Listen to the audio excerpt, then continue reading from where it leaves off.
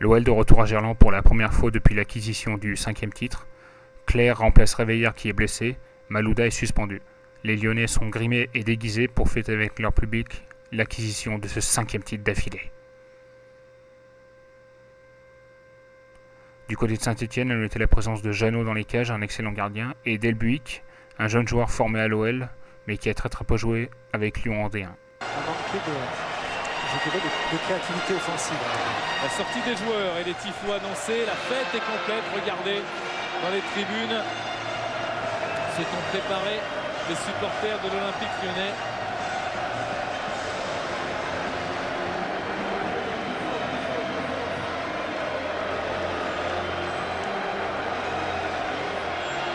Les supporters lyonnais qui ont tenté de rivaliser avec leurs voisins stéphanois qui au match aller avaient été aussi auteur d'une fête très réussie.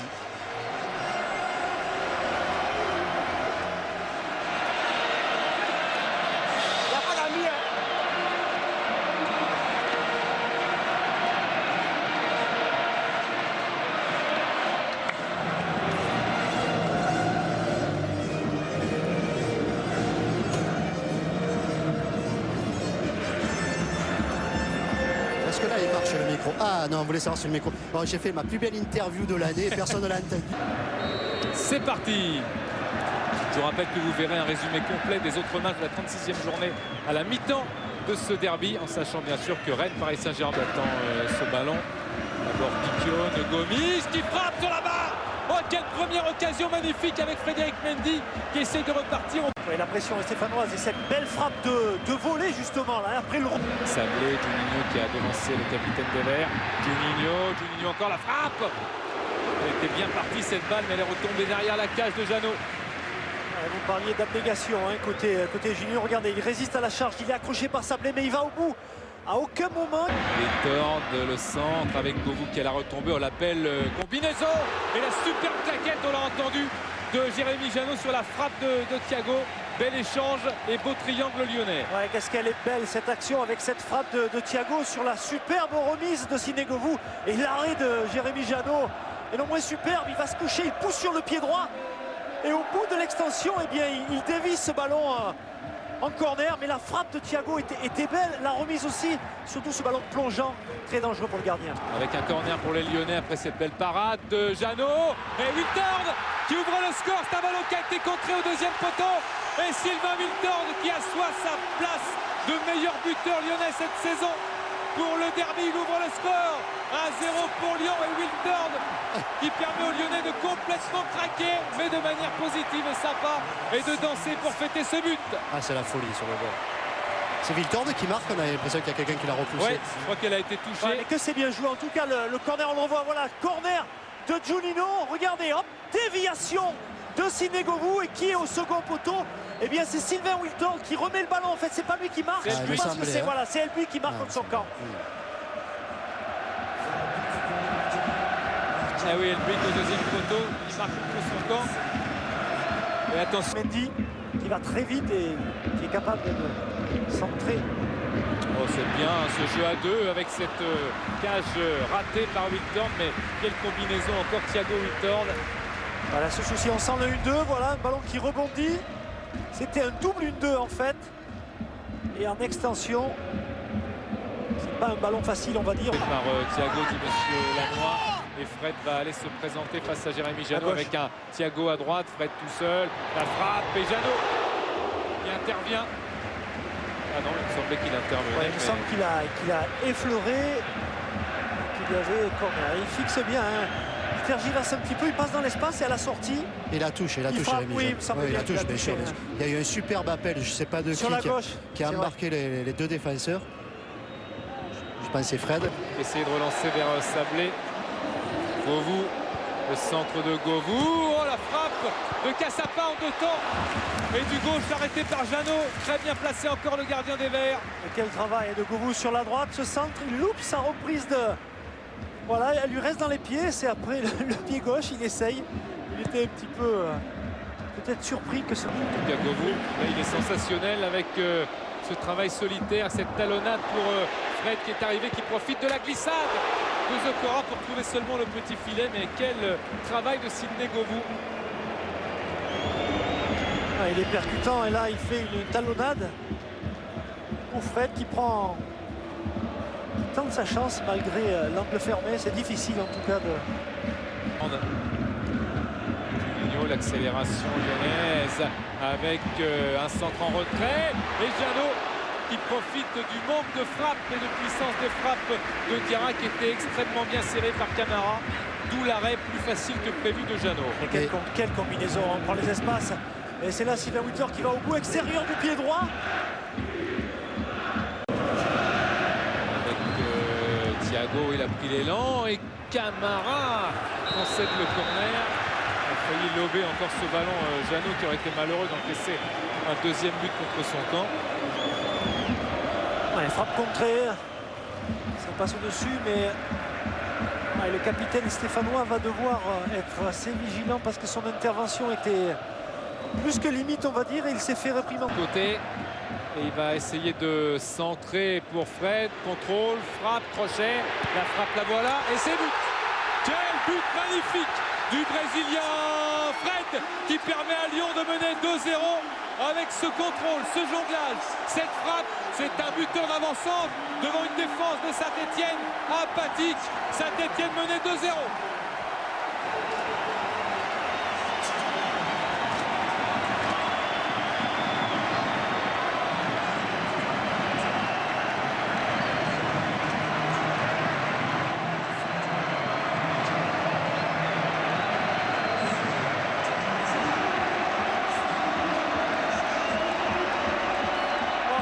Encore une fois, voilà, ça vient toujours sur ce côté gauche, le centre, et là c'est un régal. Feinte de voler, regarde sur le pied gauche, frappe du pied droit, c'est magnifique l'enchaînement, le contrôle, on pense qu'il a frappé de voler, non, feinte, il revient sur le pied gauche, il se remet sur le pied droit, et là c'est une frappe, mais vraiment imparable, à ras de terre, on la voit là, il la dévore des yeux, hop, le défenseur est battu, il se remet sur le pied droit avec cette petite touche du pied gauche.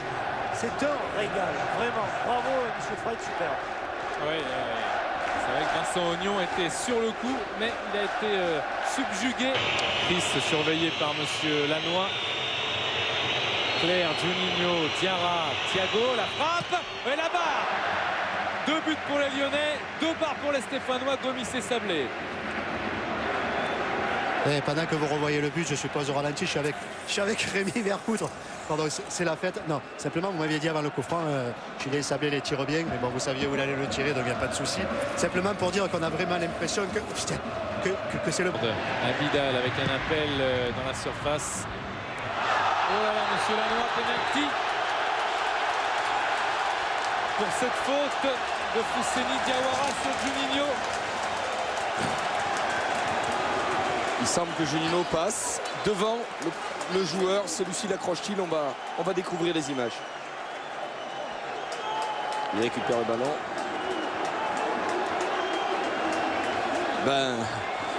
On est bien obligé de reconnaître que le joueur va tout simplement... Cette image ne nous fait pas parler la même pareillement que tout à l'heure. Mais le joueur, voilà, on le voit bien, a mis le pied sur le sol et Juninho amplifie totalement. On pourrait dire qu'il s'est permis d'abuser l'arbitre. Au niveau du terrain, on avait vraiment l'impression de pénalty. C'est vrai, on avait vraiment l'impression qu'il y avait faute. En tout cas, Juninho va s'élancer. Il a marqué un pénalty cette saison contre Toulouse face à Jeannot. Il avait repoussé Jeannot, un pénalty de Juninho dans le derby à Geoffroy Guichard la saison passée. Mais Juninho avait suivi. Il avait marqué. Que va faire Jeannot face à Juninho? Rien, il va s'incliner tout simplement car Jeannot a été pris à contre-pied. Juninho, Monsieur Lannoy le fait retirer. Oui, il le fait retirer fort justement. Comme on l'a montré plusieurs fois. Il a écouté les spécialistes. Voilà, sur les spécialistes, il y avait une douzaine de joueurs à l'intérieur. Et donc il le fait fort justement retirer. Et c'est intéressant justement de voir ce que va choisir Juninho et ce que va faire Jérémy Jeannot. Il avait la force qui met, je vais vous dire. Juninho avec Jeannot qui était parti du bon côté mais qui n'arrive pas à arrêter ce bolide de Juninho. 3 buts à 0 pour Lyon face à Saint-Etienne.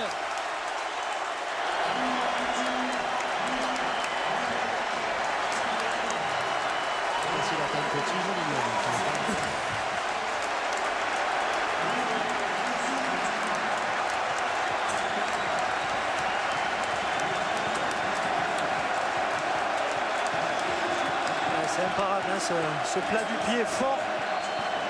Ça va très vite. Hein. Wiltord, Claire, il hésite, il redonne à Sylvain Wiltord. Petit ballon à la limite du hors-jeu. Et le quatrième, non! Ça passe à côté, à quelques centimètres de la cage de Jeannot. Fred n'était pas loin du doublé. Et quelle action encore de Nice, c'est parti sur le côté droit. Hein. On a retrouvé François Clair. Là, c'est Sylvain Wiltord qui donne un ballon millimétré à Fred. Il allume bien le gardien, il ouvre trop le pied gauche. Jérémy Jeannot, on va le voir sur ce ralenti, était pris à contre-pied. Il choisit de partir, de plonger sur sa gauche. Et ça, vraiment, ça frôle son montant droit. Pedretti, la montée de Thiago. Oh, c'est le quatrième! Il est rentré ce ballon. Il est rentré, il est rentré. Il est rentré, c'est le quatrième. Signé Benoît Pedretti. Les Stéphanois qui sont à genoux. Ils ont perdu 4-0 déjà une fois cette saison. C'était à Sochaux dans un match cauchemar. Et le cauchemar s'est poursuivi dans un derby qui plus est.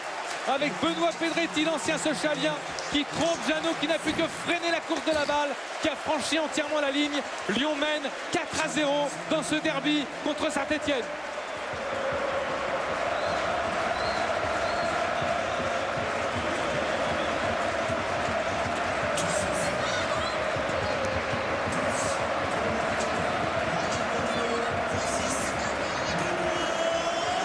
C'est bien joué, il a mis en fait entre les jambes de Jérémy Jeannot, mais l'action, il bénéficie, je crois, d'une passe millimétrée encore de Thiago, me semble-t-il. Il est en bout de course, c'est un plat du pied, il se jette, il tacle le ballon. Et on voit cette main de Jérémy Jeannot qui essaie de s'accrocher, mais il ne peut pas. Avec Pedretti, Ben Arfa en extension qui peut récupérer. Ils étaient trois les Stéphanois pour lui prendre ce ballon. Et sa technique a fait le reste avec peut-être le chaos. Et Jérémy Jeannot qui s'interpose sur Thiago. Ça aurait été terrible, mais ce n'est pas terminé. Avec un ballon en retrait. Jérémy Jeannot encore capte cette balle en se détendant et en évitant le pire, car l'humiliation est déjà là.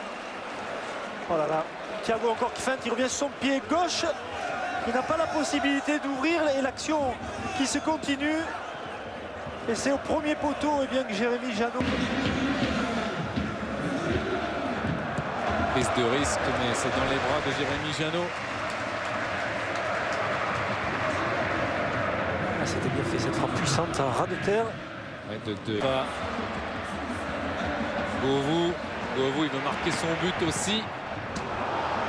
Et ça passe à côté. Et c'est détourné. Corner pour les Lyonnais qui appuient là où ça fait mal. Sur la défense stéphanoise qui a plié 4 fois.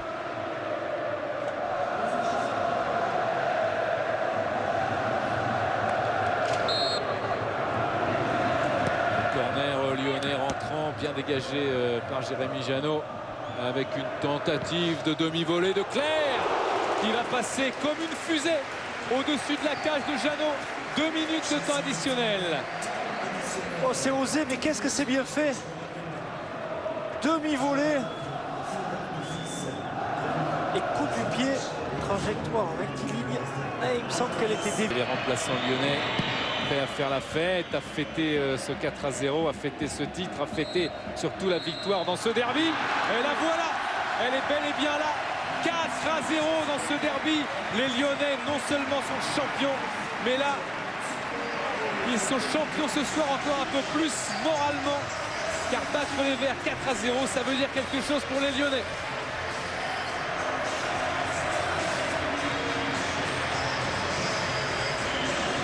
Quelle belle équipe, quel beau spectacle. Ouais, quelle belle victoire aussi.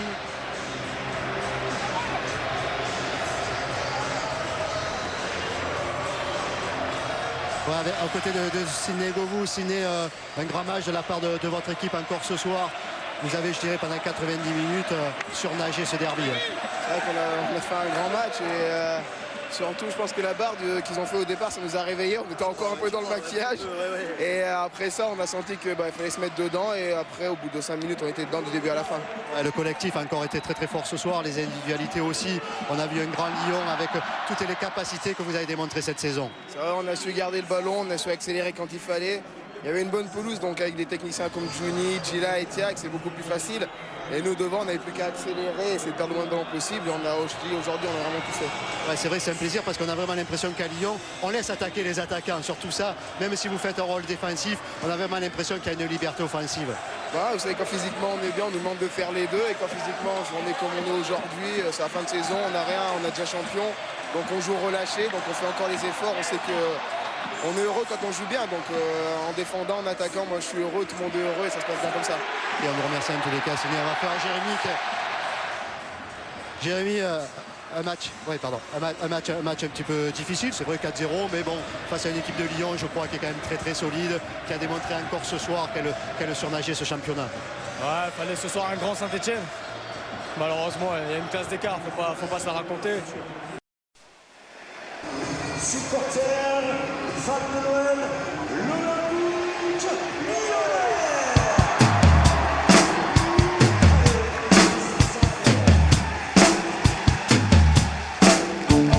De Jean Jaurès à Jean-Bouin, l'icône sont fiers et serrent les poings. Au sud, au nord, c'est tout Gerland qui chante encore.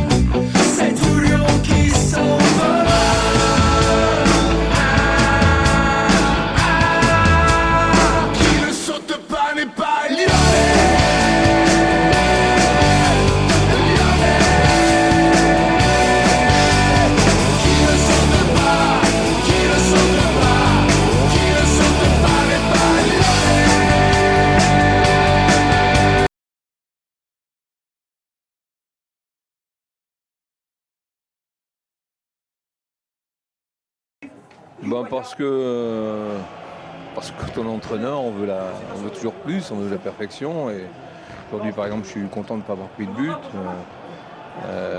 Et puis je vous dis, il y a une telle qualité dans le jeu que je crois qu'un ou deux buts de plus, ça n'aurait pas été écrit au scandale. Mais en même temps, bon, ça reste un score raisonnable, quoi. Prochain objectif, comme vous l'avez dit, j'irai à Lille et j'irai gagner à Lille. Moi, j'avais dit qu'on avait perdu à Lille. C'est notre première défaite au cours des matchs allés.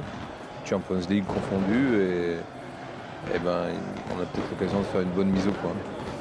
Merci Gérard. Ah, le feu d'artifice, magnifique feu d'artifice.